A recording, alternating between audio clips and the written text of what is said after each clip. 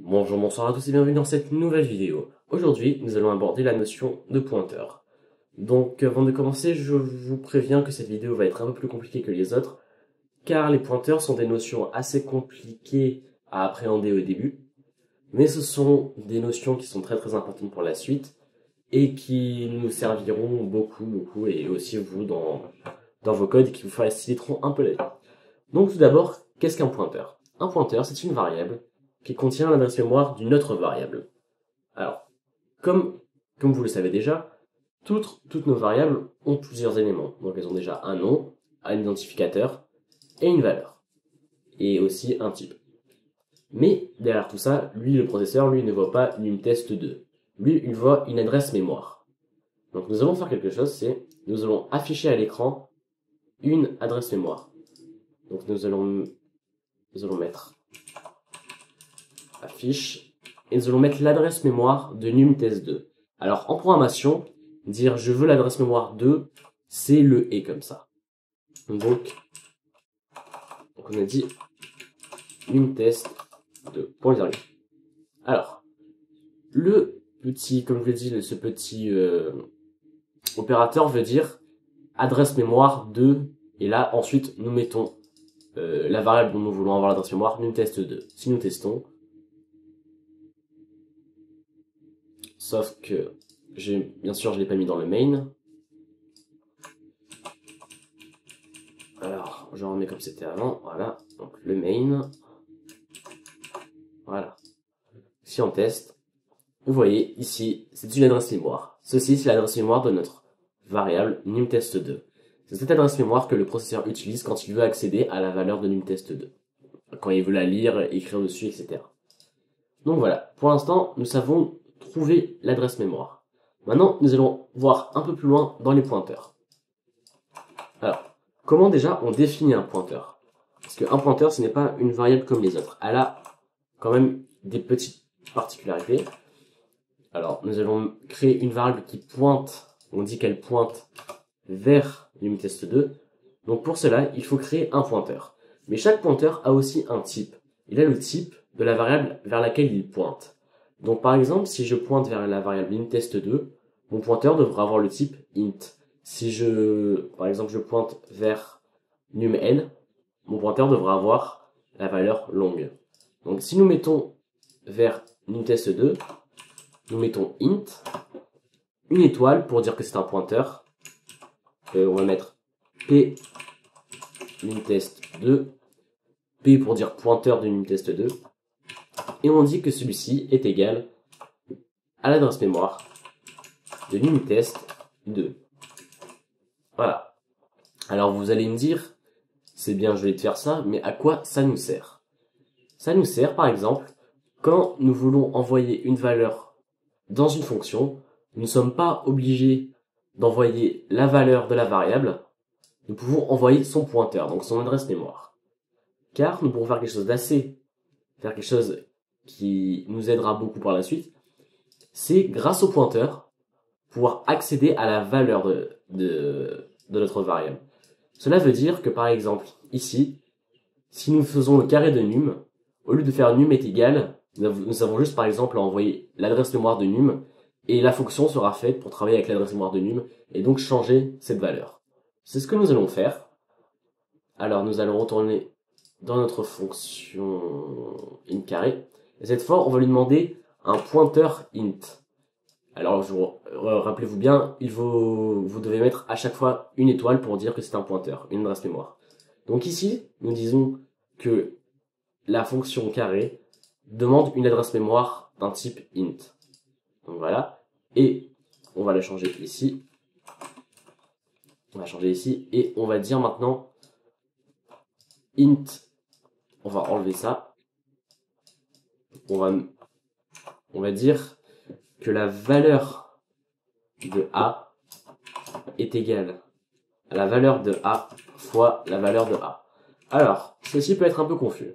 Déjà, parce que comme vous pouvez le voir, nous avons deux mêmes opérateurs qui veulent dire la même chose. Donc pour s'y retrouver, nous allons mettre des parenthèses. Nous allons mettre des parenthèses ici et ici. Donc, voilà. Alors, quand nous mettons une étoile devant un pointeur, pas quand nous le déclarons, mais quand nous mettons une étoile devant un pointeur dans une instruction, cela veut dire que nous accédons à la valeur de la variable de ce pointeur. Par exemple, si ici je mettrais par exemple étoile penumtest2, j'aurai la valeur 50, parce que cela veut dire que je prends la valeur qui se trouve dans cette adresse mémoire, donc 50. Faites bien attention, car quand vous déclarez un pointeur, vous mettez aussi une étoile. Mais cela n'est pas la même chose, c'est pour dire au compilateur que ce que vous mettez, c'est une adresse mémoire, que cette variable est un pointeur. Donc maintenant, nous retournons ici et nous disons que la valeur de A, donc étoile A, est égale à la valeur de A multipliée par cette même valeur, donc la valeur de A. Et par exemple, nous allons retourner, nous disons si la valeur de A, donc juste si la valeur de A, nous retournons return 1, sinon return 0. Alors là, qu'est-ce que nous disons dans cette fonction? Nous prenons, donc nous demandons l'adresse mémoire d'un int, donc via un pointeur. Nous demandons au compilateur, enfin au processeur, d'aller à ce pointeur, donc prendre cette adresse mémoire et prendre la valeur de cette adresse mémoire et lui assigner le produit de la valeur qui est dans cette adresse mémoire fois la valeur qui est dans cette adresse mémoire, donc son carré. Et après nous disons, si la valeur est plus grande que 0, donc est différente de 0, alors nous retournons 1, sinon nous retournons 0. Voilà, c'est une fonction très simple, mais ça montre assez bien comment tout ça se produit. Et ici nous avons une erreur, parce que maintenant nous ne voulons plus un int, nous voulons un pointeur de int. Alors pour cela, déjà, nous n'avons même plus besoin de dire num est égal à quelque chose. Déjà, nous allons enlever num, parce qu'on va prendre numtest2. Et donc, ce que nous pouvons envoyer, c'est par exemple penumtest2. Et voilà, ici nous avons envoyé l'adresse mémoire de numtest, et donc nous avons envoyé 50. Ensuite, nous avons juste à dire, nous affichons ptest2, et ce qu'il ne m'a pas fait. Pourquoi afficher penumtest2?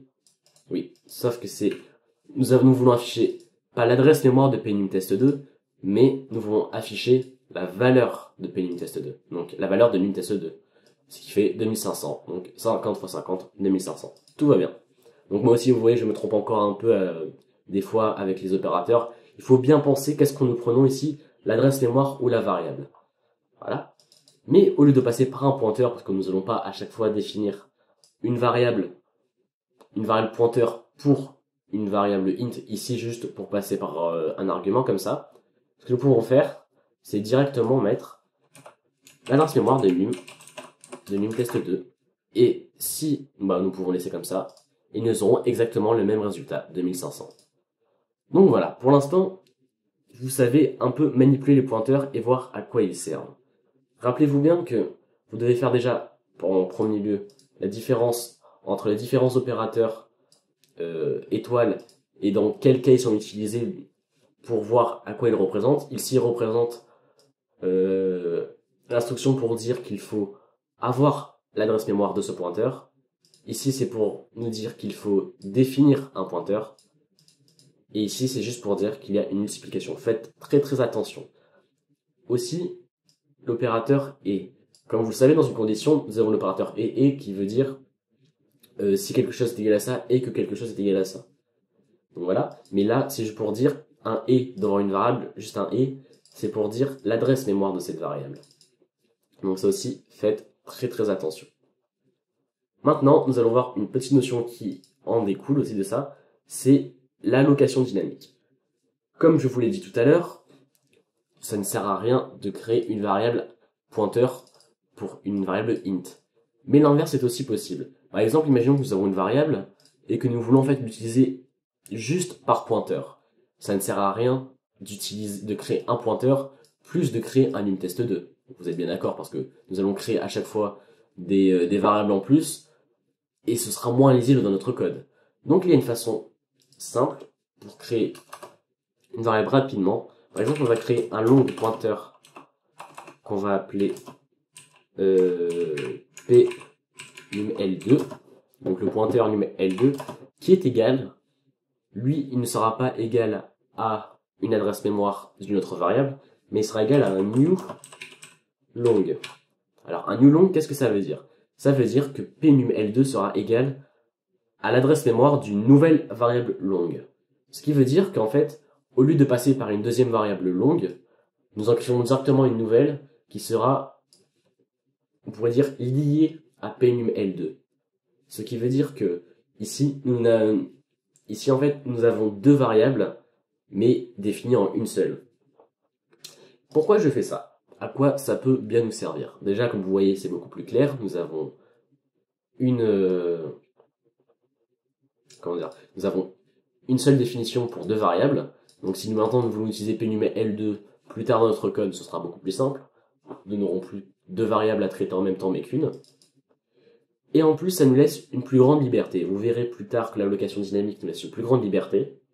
Mais pour autant, il faut faire attention quand nous faisons ça. Parce que l'allocation dynamique, c'est ce que ça s'appelle, a quand même un danger, ce qu'on appelle les fuites de mémoire. Bien qu'à la fin de notre fonction main, comme vous le savez, notre variable p-num-L2 va être détruite, donc ce qu'elle contient va être détruite, le new long, lui, ne sera pas détruit. Parce que comme je vous l'ai dit, c'est deux variables distinctes. Donc, nous allons avoir une variable longue qui sera gardée jusqu'à la fin du programme. Ce qui veut dire que ce sera une adresse mémoire qui ne sera pas utilisée jusqu'à la fin du programme. Une adresse mémoire qui sera inutile et donc de la mémoire perdue durant le programme. Donc un long, comme je vous l'ai dit, c'est 4 ou 6 octets, je ne sais plus. Donc pas grand chose. Mais si nous faisons ça longtemps, vous pourrez voir que nous pourrons perdre beaucoup de mémoire. Nous allons faire un test. Nous allons faire une while one, ici, donc une boucle while, infinie, et qui définit à chaque fois un nouveau pointeur long. Et nous allons voir que vu que nous ne détruisons pas la valeur new long, donc la valeur que nous avons ici, nous allons avoir des problèmes de mémoire. Donc pour cela, je vais aller dans mon gestionnaire des tâches, aller ici, vous allez voir ma RAM, lancer le processus, et normalement vous voyez la RAM utilisée qui commence à monter. Donc ici, ça va prendre un peu de temps, mais vous voyez bien que ça monte. Et le problème, c'est que si je laisse comme ça jusqu'à la fin, ma RAM sera débordée et le programme va en fait carrément s'arrêter parce qu'il n'aura plus assez d'espace pour pouvoir s'effectuer. Donc on va laisser jusqu'à la fin.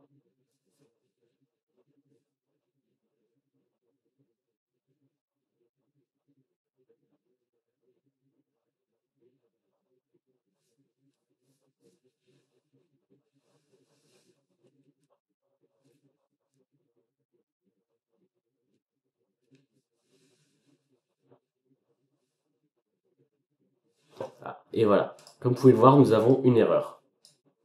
Ce qui veut dire que maintenant, nous avons plus assez de mémoire, donc dans la RAM, pour pouvoir exécuter le programme. Et si nous faisons arrêter, donc nous arrêtons ce programme, si nous retournons dans notre RAM a bien été libérée. Ce qui veut dire qu'il faut faire très très attention quand nous créons une variable comme ça. Vous allez me dire, oui, mais comment on fait pour détruire la variable new long, le long que nous avons créé ici? Nous avons un mot-clé qui s'appelle delete, et nous allons détruire p-num L2. Et à ce moment-là, si nous faisons ça, nous allons recréer une boucle while one. Si nous refaisons ça, et ben il n'y a plus de problème.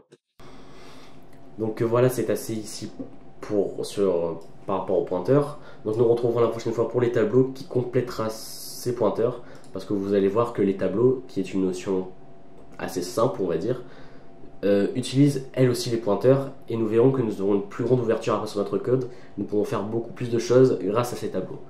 Donc merci d'avoir regardé cette vidéo et ciao.